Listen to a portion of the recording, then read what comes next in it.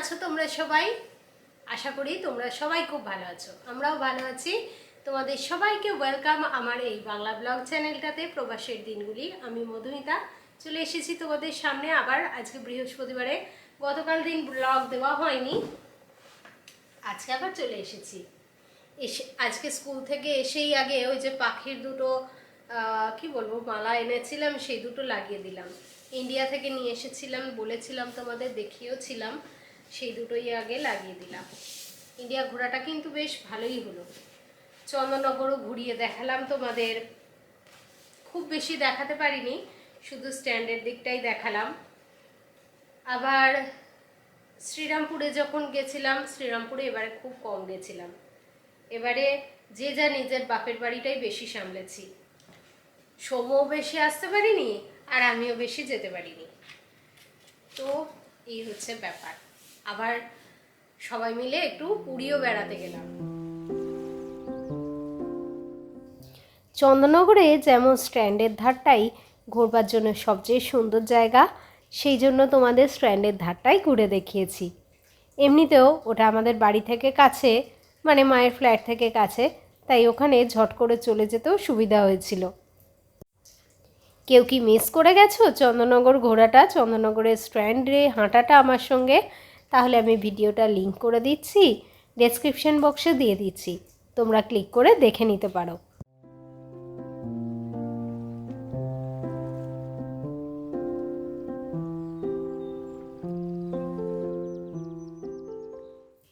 চন্দননগরের সঙ্গে সঙ্গে শ্রীরামপুরেও তোমাদের নিয়ে গেছিলাম একটু রাস্তা দিয়ে হাঁটতে।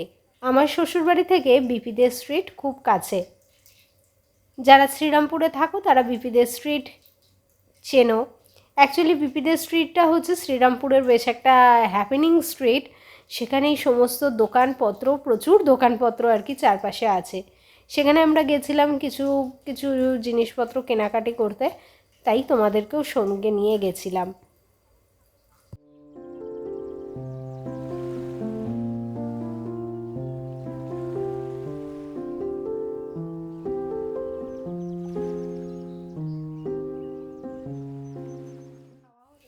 প্রতিবারই যখন বাড়ি যাই তখন ভাবি কোথাও একটা ঘুরতে যাব, কোথাও একটা ঘুরতে যাব, কোনোবারেই হয়ে ওঠে না।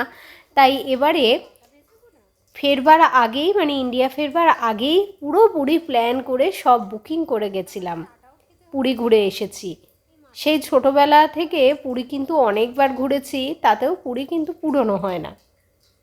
তোমাদেরকেও নিয়ে গেছিলাম, এটাও যদি মিস করে থাকো আমি ডেসক্রিপশানে লিঙ্কটা শেয়ার করে দিচ্ছি।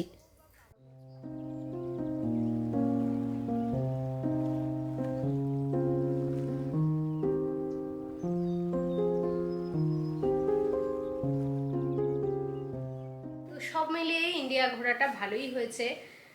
পুরনো ছবিগুলো দেখছিলাম, ভালো লাগে পুরনো ছবিগুলো দেখতে, মাঝে মাঝে আমি পুরনো ভিডিওগুলোও দেখি।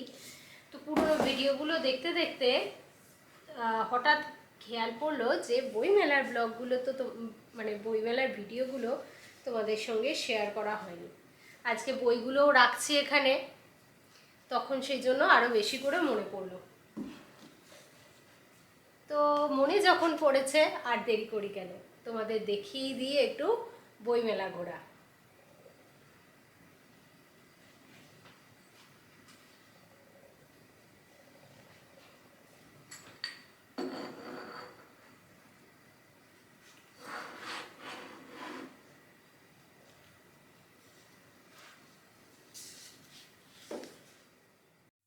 বইমেলার কথা যখন হচ্ছিল, চলো তাহলে সৌম্যর সাথে ঘুরে আসি একটু বইমেলাতে।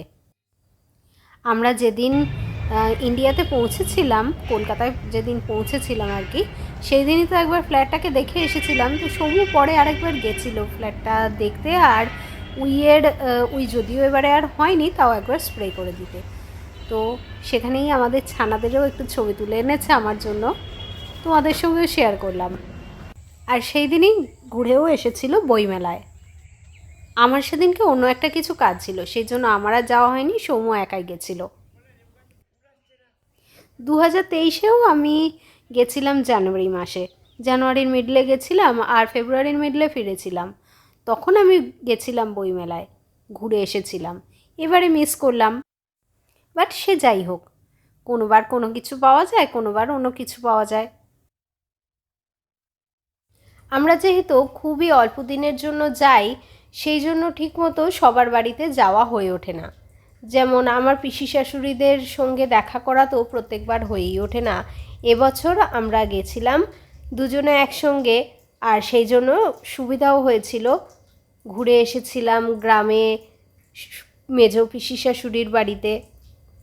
তোমাদেরকে নিয়ে গেছিলাম, তবে সেদিনকে খুব একটা বেশি তোমাদের দেখাতে পারিনি।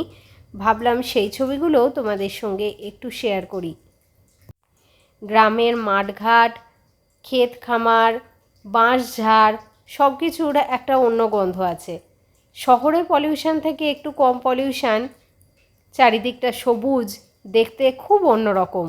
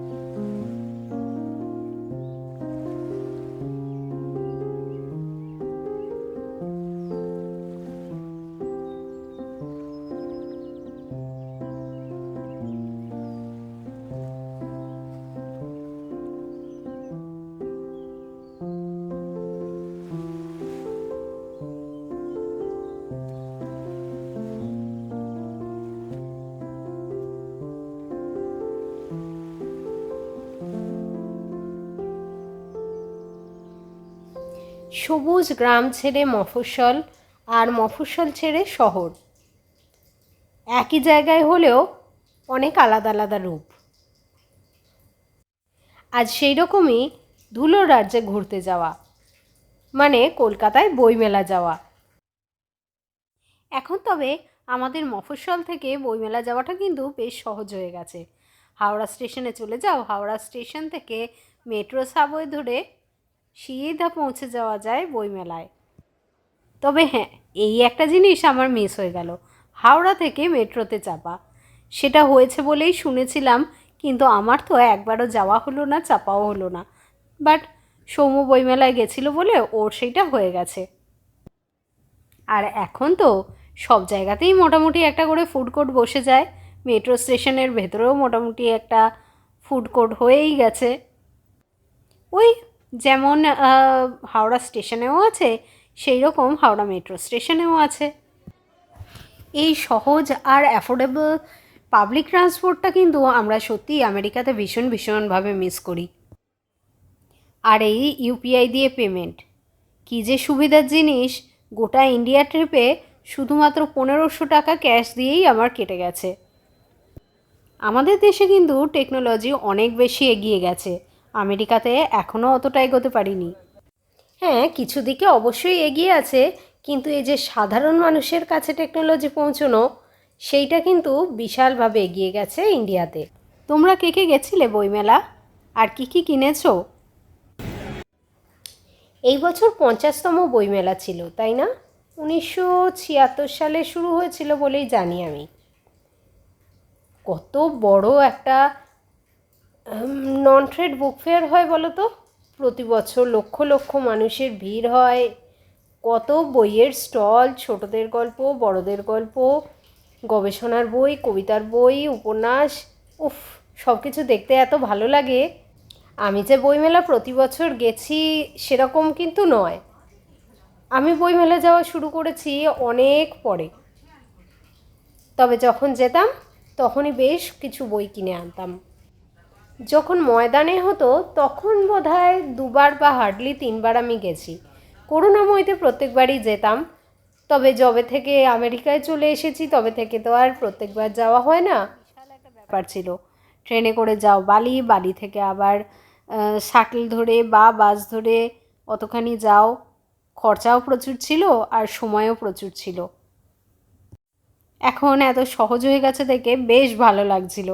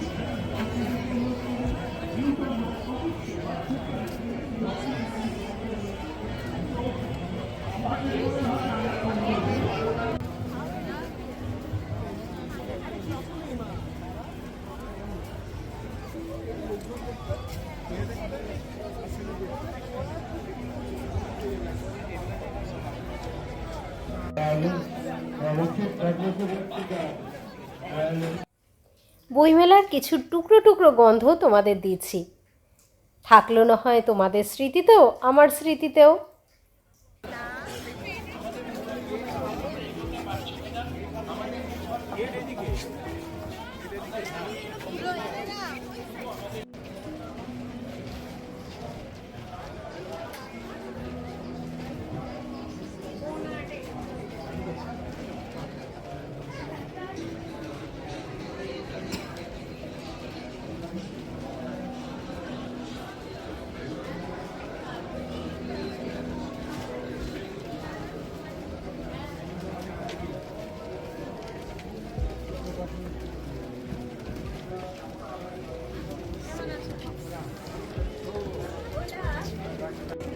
They got to find who was in London that had been that, and of course, Judek Tagore wouldn't be just one people else in London. They found.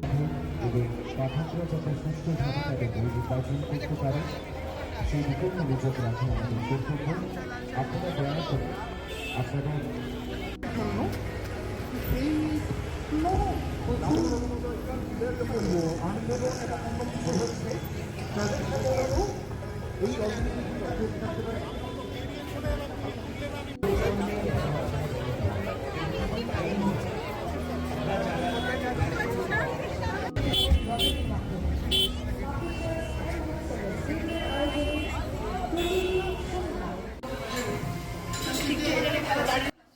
বন্ধুদের সঙ্গে বইমেলা যাও আর যেখানেই যাও, শেষটা তো হয় অবশ্যই খাওয়া দাওয়া দিয়ে, সেটা ছাড়া অ্যাকচুয়ালি সব কিছুই অপূর্ণও থেকে যায়। সৌম্যরা গেছিল রেস্টুরেন্টে খেতে সবাই মিলে, সেটারও কিছু অংশ তোমাদের সঙ্গে শেয়ার করছি।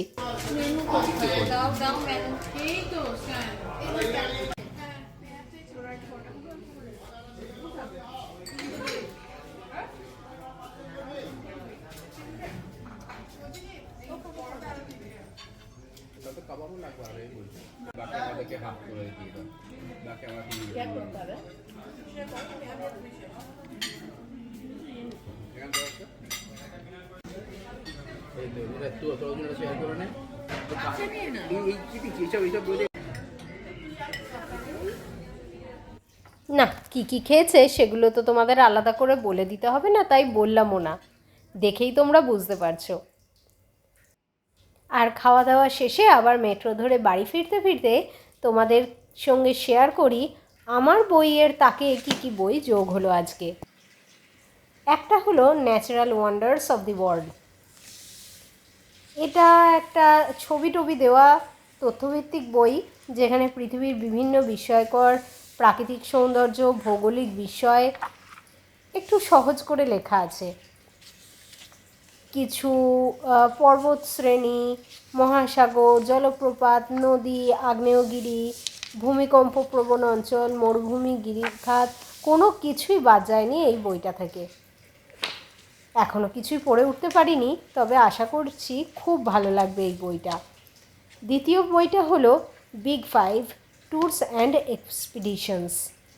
এই বিগ ফাইভ মানে হচ্ছে পৃথিবীর 5টা মহাদেশে বিভিন্ন কান্ট্রির মোটামুটি একটা ঘুরতে গেলে মোটামুটি একটা আইটিনারি দেওয়া আছে।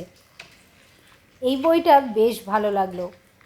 আমরা আমেরিকার অনেকগুলো জায়গায় ঘুরে ফেলেছি, এখন আমরা ভাবছি বিভিন্ন দেশে দেশে ঘুরবো, যতগুলো পারা যায় আর কি। যেমন টুক করে সিঙ্গাপুরটা ঘোরা হয়ে গেল। সেই ক্ষেত্রে এই বইটা আমাদের খুবই কাজে লাগবে। যেমন দেখো, ইন্ডিয়া সম্পর্কেও দেওয়া রয়েছে, একটা ছোট করে আইটিনারি দেওয়া রয়েছে পুরো ইন্ডিয়া ঘোরার জন্য, আবার পার্টিকুলার কিছু কিছু জায়গা ঘোরার কিছু আইটিনারিও সাজেস্ট করা রয়েছে। তো আমার মনে হচ্ছে বইটা বেশ ভালো লাগবে। ইন্ডিয়ার ঘোরার যে ডেসক্রিপশানটা রয়েছে সেটা দেখে মনে হচ্ছে হয়তো বাকি দেশগুলোও বেশ ভালোই থাকবে। পড়ে দেখবো, পরে জানাবো তোমাদের। একটু দেরি করে হলেও বইমেলাটা ঘুরিয়ে আনলাম কিন্তু তোমাদের আমার সঙ্গে, সৌম্যর সঙ্গে এক্স্যাক্টলি। আশা করি ভালোই লাগলো তোমাদের ঘুরতে। আমাকে কমেন্ট করে জানাও, ভালো লাগলে লাইক করো, শেয়ার করো। আবার কালকে দেখা হবে আবার আর একটা নতুন বাংলা ব্লগ নিয়ে। তার মধ্যে সবাই সুস্থ থেকো, ভালো থেকো, হ্যাপি থেকো। আজকের মতো টাটা।